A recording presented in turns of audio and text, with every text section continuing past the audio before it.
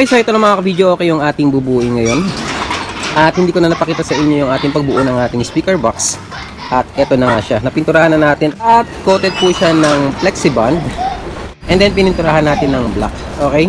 Sa mga magtatanong kung paano natin binuo itong ating speaker box at kung ano-ano yung ipinahid natin dito, puntahan nyo na lang po yung ating assembly sa ating mga speaker box. So para sa magtatanong sa sukat natin dito sa ating speaker box, sa tabas mga ka-video, okay, ang sukat po natin dyan. Sa side, sa harap, at sa likod is iisa lang po yung sukat natin sa tabas. At ang taas ng ating tabas dyan is nasa 2 feet. Okay? 2 feet by 17.5 cm. Or inches pala. Okay? 2 feet by 17.5 inches. 4 pieces para sa dalawang side, likod at harap. Okay? Isa po yung tabas natin dyan. And then dito sa ating taas is nasa 19 inches by 17.5. Okay? Para sa itaas at ibaba ng ating box. So ito na nga, ipakita ko muna sa inyo yung loob ng ating speaker box. Ayan yung ating holder para yung ating magnet sa ating tweeter is safe siya. Kahit anong pwesto pwede siya, kahit pati haya, pati gilid, or pataob. Okay, safe na safe yung ating magnet para hindi malaglag. So ito yung ating loob ng ating speaker box. Makikita nyo medyo magaspang siya kasi may halo po siyang buhangin. Okay, so ito yung ating mga ikakabit ng mga speaker. At ito yung ating side. Yan, may butas na siya. At yan yung lagayan natin ng handle, plastic handle. And then dito naman sa likod, para sa ating lagayan ng dividing network. Okay, dividing network 3-way. Yan yung likod ng ating speaker box. At ito yun naman yung ating ikakabit. Ito yung ating speaker na gagamitin. Puro Crown brand po ulit mga ka-video. Okay, Crown brand kasi subok na natin yung tunog niyan. Okay, medyo may kamahalan yung brand na to, pero sulit naman or quality naman yung kanyang performance. Okay, yung ating Crown, yung ating subwoofer Pro SW1545, at ang wattage niya is nasa 450 watts, dual impedance. Okay, gagamitin po natin parehas yung coil yan. Okay, yung terminal niya. And then yung ating, bali 2 pieces to mga ka-video. Okay, ayun yung isa. And then ito naman yung ating amplifier na gagamitin, Kibler GX7 UV. Okay, yan yung ating amplifier. Yung wattage niyan, kung di ako nagkakamali, is nasa 700 to 800 per channel. And then ito pa yung ating mga ibang accessories. Yung ating plastic handle, yung ating corner, ito yung ating ilalagay nating corner. And then yung ating microphone cord, yung ating heavy duty microphone cord. Ayan. At yung ating player, piano, Platinum Piano XL ST. SD card mga ka-video, okay, updated na po yan. And then yung ating air vent. Size ng ating air vent, size 3. At yung ating gagamiting tweeter, HT104, 150 watts, 8 ohms. Okay? Dalawang piraso. At yung ating mid, mga ka-video, okay? Pro HM515, 100 to 150 watts. Yung ating mid. At ito yung ating dividing network. Gagamit tayo ng dividing network na 3-way. Crown brand CN3600. Wattage niya is nasa 600 watts. 3-way at 8 ohms. At ito na yung ating dividing network. Nilagyan na natin ng linya. Okay, bali 2 pieces. Ito muna tayo sa isa. So kagandahan dito sa ating dividing network, okay, nakarekta na siya sa speak on at sa flat wire, speaker wire. Hindi mo na kailangan ng speak on na panibago kasi yung likod niya mismo, dito na natin i-connect yung ating mga wire at speak on. So ito yung ating hininang, nilinyahan na natin. Ito yung linya ng ating subwoofer. So kapag maglilinya kayo dito mga ka-video, okay, makikita nyo naman may nakasulat dyan subwoofer. Ayan.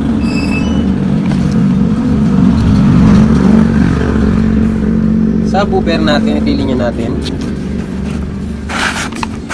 At dito naman sa kabila is yung ating mid at tweeter. Okay? So 3-way siya. At ilagay na natin yung ating mga accessories at ikabit na rin natin yung ating mga speaker.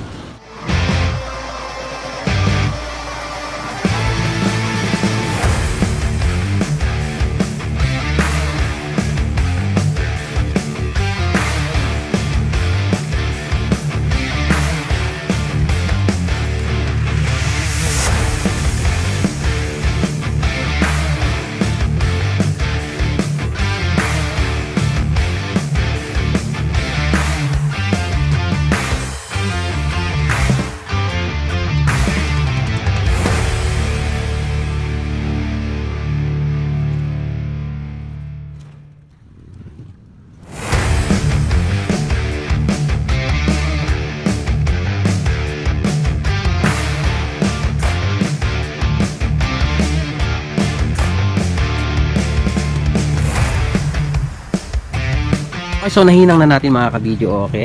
At ipakita ko muna sa inyo yung ating linya para malaman nyo yung ating mga connection. Okay, so dito muna tayo sa ating dividing network. Ayan yung ating dividing network. Okay? Itong linya na to is subwoofer. Ayan, subwoofer. And then dito naman, ito is tweeter. Tweeter, and then yung linya natin sa mid. Okay, andun sa dulo. Okay, so itong ating subwoofer mga ka-video. Okay, from dividing network. Ayan. Nakakonect sa ating positive and negative. Okay? And then itong linya na ito mga ka-video, okay? Positive nito, kinonect natin sa positive dito, sa kabilang terminal ng ating speaker. Okay? Positive to positive and negative to negative. Okay? Parallel connection mga ka-video. Okay? Pinarallel natin yung dalawang terminal natin. So, kada isang terminal mga ka-video, okay, is 8 ohms. 8 ohms. And then, nung pinarallel natin ang bawat isa sa kanila is naging 4 ohms po yan. Okay? Pero sa wattage is same pa rin po. Okay? 300 to 450 watts. Ang nabago lang sa ating ginawa sa linya natin na parallel connection is yung impedance. Yung dating 8 ohms is naging 4 ohms. And then, ito naman yung ating tweeter. Ayan. Kapag meron na tayong dividing network, hindi na tayo gumagamit ng capacitor. Okay? Diretso sa ating terminal ng ating mga tweeter. Okay? Ayan o. Ito yung ating tweeter, HT104, 150 watts, and then ganun din sa ating mid. Okay, dahil meron na tayong dividing network, hindi na tayo gumagamit ng capacitor. Okay, so ito yung ating mid Pro HM515. Ang wattage niya is 100 to 150 watts. Okay, 8 ohms. So yan yung ating connection dito sa ating freeway. Sarado na natin.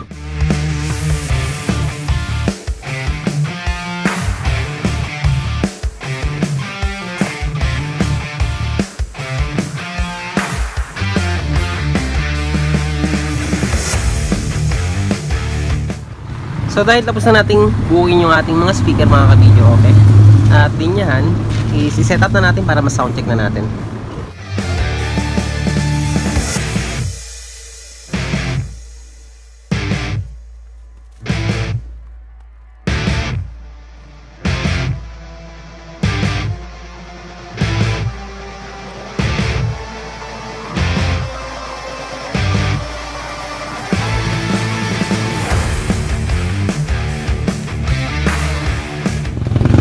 Okay, switch on na natin. So, magpapatugtog tayo gamit natin yung ating cellphone dahil may Bluetooth yung ating amplifier. I-connect natin yung ating cellphone sa ating amplifier. And then, magpapatugtog tayo ng ragatak para, alam niyo na, iwas copyright.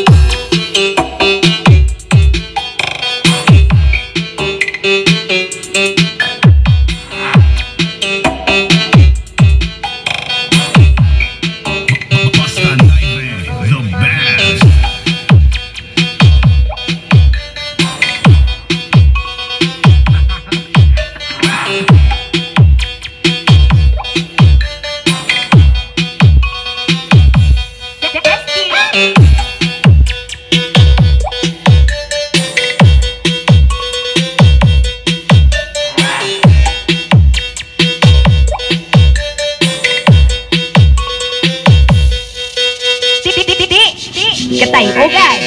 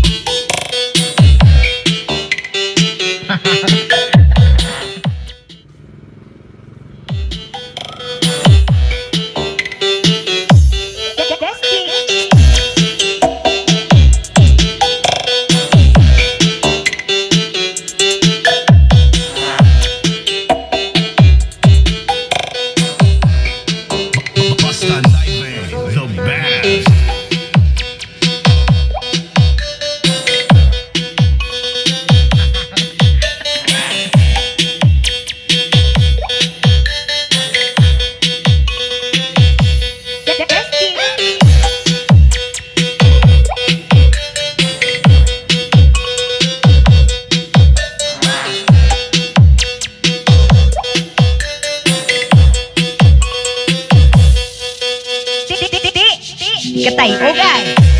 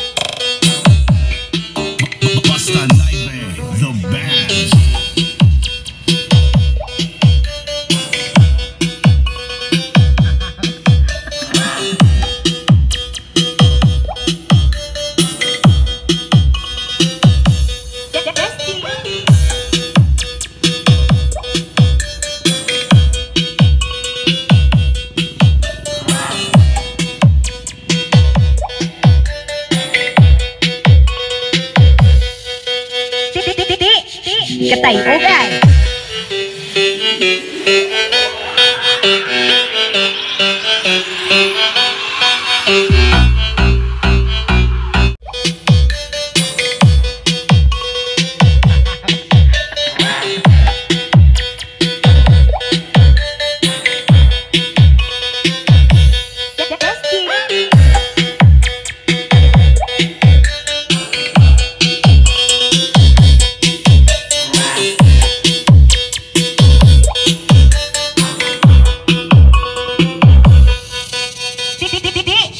Katay Ogay.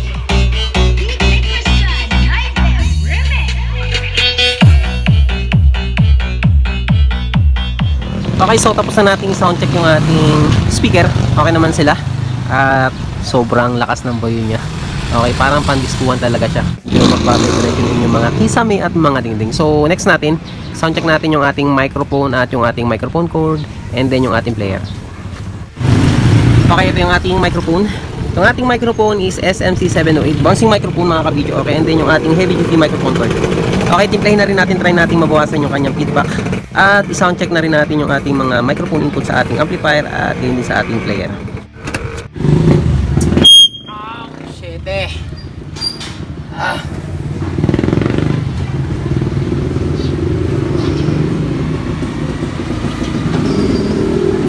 Hey, check. Hey.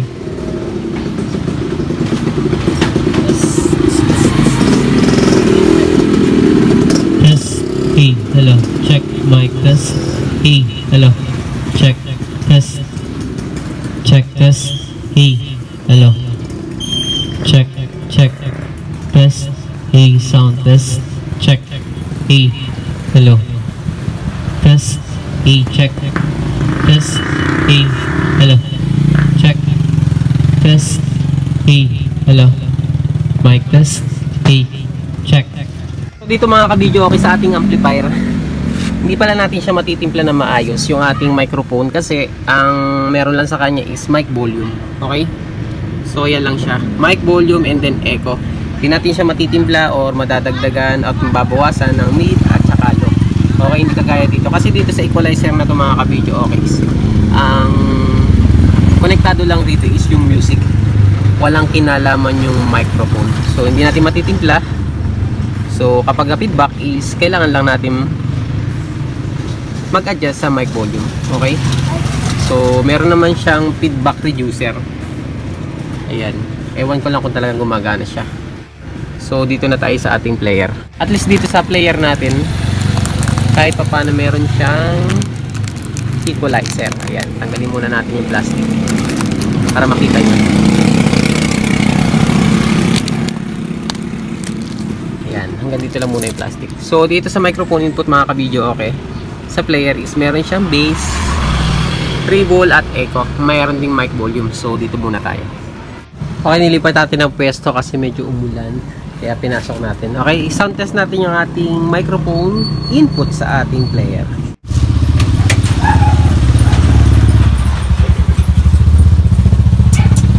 Test. Check. Mic test. Hey. Hello. Test. Check. Hello. Test. Check. Hey. Test. Check. Hey. Hey. Test. Hello. Check. Test. Hey. Test.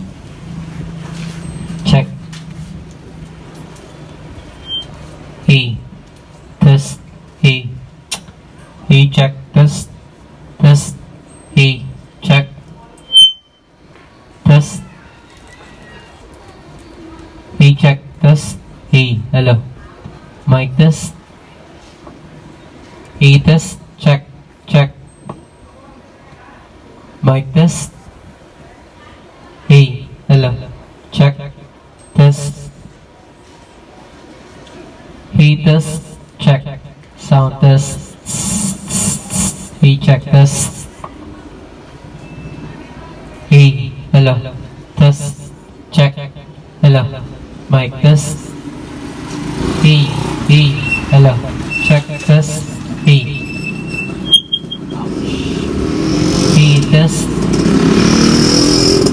Hey, hello. Test. Check. Tinimpla lang natin ng konti. Nakita nyo naman nabawasan na yung kanyang feedback kahit medyo nakadikit na tayo sa ating speaker.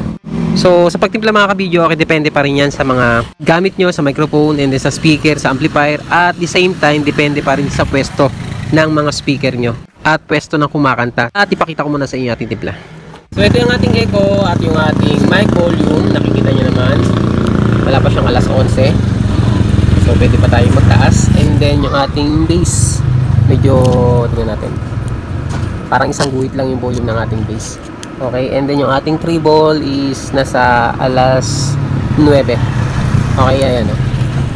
Katutok dito. So yan yung ating timpla sa ating player.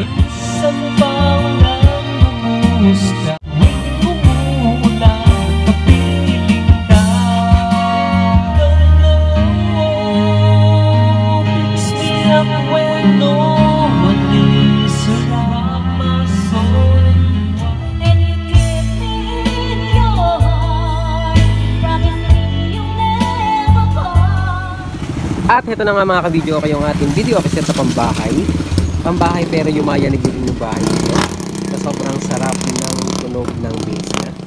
So isa-isahin natin yung kasama ng set na to, at dito sa set na to makikita nyo ang ating player dito is Platinum XL SD. Okay, SD card na po siya. Ayan ang itsura ng ating Platinum. So dito tayo sa likod. At ito yung kanyang SD card. So kapag mag-update kayo, ito lang po yung papalitan nyo. Okay guys, sa online shop may mabibili kayo or may makukunin kayo. And then ito yung kanyang microphone input. Okay, pasadalan lang natin ang mabilis. Ito yung ating linya. And then audio out. Nakikita nyo yung red at saka white. Yan po yung audio out. And then pumunta siya sa ating player or amplifier na A. Okay? Sa aux A tayo. Audio input mga kabidyo, okay? So yan yung ating player at yung ating linya. And then ito yung kanyang output papunta sa ating TV monitor. Okay, nakaabang lang po yan. At ito naman yung ating amplifier. Ang ating amplifier dito is si Kibler GX7 UB. Okay, meron tayong volume. Ito yung pinaka master volume, and then balance, treble, mid, bass. So itong equalizer na to mga kabidyo, okay, ay para sa music lang. Okay, hindi konektado yung mic. Okay, dahil sa microphone dito mga kabidyo, okay, is mic volume at echo lang. And then meron din siyang Bluetooth mga kabidyo, okay. Okay, kailangan nyo lang pindutin itong source na to. So dito naman tayo sa likod. Ang wattage ng ating amplifier is nasa 800 watts times 2. And then ito yung ating terminal. At pwede rin siyang FM mga kabidyo, okay. So meron dito tayong kakabitan na antena. Okay, para lumakas yung kanyang signal. At sa ating mga speaker, mga Crown brand po yung ating ginamit dito. So sa ating tweeter is, ang wattage niyan is 150 watts, and then yung ating mid 150 watts din. Ang size niya is D5. So sa ating subwoofer 450 watts at dual coil, all dual impedance. So ginamit po natin siya pareho. Okay? So 15 po yung ating subwoofer. At dito sa ating likod ng ating speaker, so meron tayong dividing network dito. Yung ating dividing network is naka-convert na siya sa speak-on na rin. Okay? Pwede tayong gumamit ng speak-on and then speaker wire lang. At dito sa set na ito mga ka-video, okay, meron din tayong heavy duty microphone cord. At yung ating PL at XLR is Rockstone brand. At pa-L yung ating PL. Siyempre meron din tayong bouncing microphone na SMC 708. Kulay black mga ka-video, okay, yung ating microphone. So sa kagandahan dito sa ating microphone na to mga ka-video, okay, is hindi siya matini or hindi siya mamig. Sa tunog niya is bilog naman yung kanyang sounds mga ka-video, okay. One piece bouncing microphone at one piece heavy duty microphone. So itong set na to mga ka-video, okay, is para kay Sir Russell Magbuhay. At shoutout na rin kay Sir Russell Magbuhay. At itong set na to is ready for pick up mga ka-video, okay, at dadalhin sa Manila. So sa mga magtatanong kung magkano yung total set price dito sa ating pambahay set na video okay set, ang total price po nito is umabot ng 32,000. Kung ano lang po yung nakikita nyo, yun po yung kasama ng set na to. Sa mga magtatanong kung ano ang tunog ng ating speaker na ginawa. Dito sa set na ginawa natin mga ka-video, okay, is bilog na bilog naman yung kanyang sounds at lutang rin naman yung kanyang vocal at yung ating bass and then yung tweeter niya. So balance naman yung kanyang sagitsit, high at saka bass. Sa bass niya is malambot siya mga ka-video, okay, dahil sa booper yung ating ginamit kaya malambot yung kanyang tunog. So hanggang dito lang mga ka-video, okay, sana ay nakatulong yung video natin ngayong araw na to para sa ating mga ka-video okay natin dyan na gustong bumuo ng video okay set na pambahay set na kagaya ng ginawa natin ngayong araw na to. At sa mga hindi pa po nagpa-follow or subscribe sa ating YouTube channel, ganyan din sa ating Facebook page, subscribe na po kayo and notification bell. Idamay nyo na para lagi po kayong updated sa ating mga ginagawa mga video and paki-like and share nyo na rin po kung nagustuhan nyo ang ating mga video. At hanggang dito na lang at maraming salamat at hanggang sa muli. God bless.